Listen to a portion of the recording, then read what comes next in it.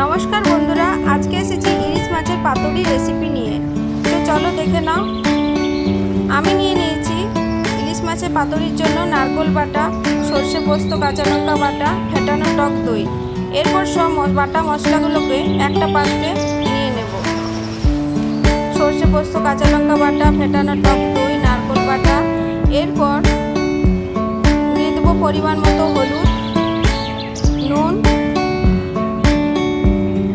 অল্প একটু কাশ্মীরি লঙ্কা গুঁড়ো, অল্প একটু চিনি টেস্টের জন্য। এরপর সব মশলাগুলোকে ভালোভাবে আমি মিশিয়ে নেব। এরপর ইলিশ মাছগুলো একটা একটা করে ওই মশলাতে ভালোভাবে মাখিয়ে নিয়ে কিছুক্ষণের জন্য রেখে দেব ম্যারিনেট হতে। অন্যদিকে আমি কলা পাতাগুলোকে ছোট ছোট করে মাছের সাইজে কেটে নিয়েছি। এরপর সবগুলোকে হালকা করে সেঁকে নেব। কলা পাতাগুলো সেঁকে নিলে পাতাগুলো আর কেটে যায় না। এরপর কলা পাতাতে মাছগুলোকে ভালোভাবে বসিয়ে তারপর ভালোভাবে গ্রেভিটা দিয়ে পাতাটা ভালোভাবে মুড়ে নিতে হবে, যাতে গ্রেভিটা না বাইরে বেরিয়ে আসে। এইভাবে সব মাছগুলোকে আমি পাতাতে মুড়ে নেব।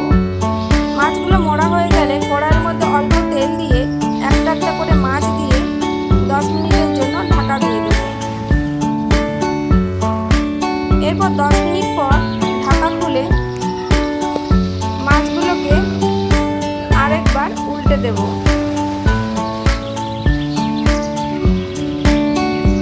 মাছগুলো উল্টানো হয়ে গেলে আরও 10 মিনিটের জন্য ঢাকা দিয়ে দেব।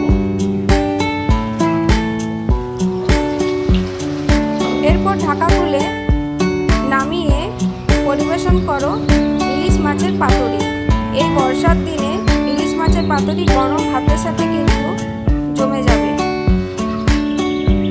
আমি তোমাদেরকে ভেতরটা কিভাবে হয়েছে কেমন সেটাও দেখিয়ে দিচ্ছি।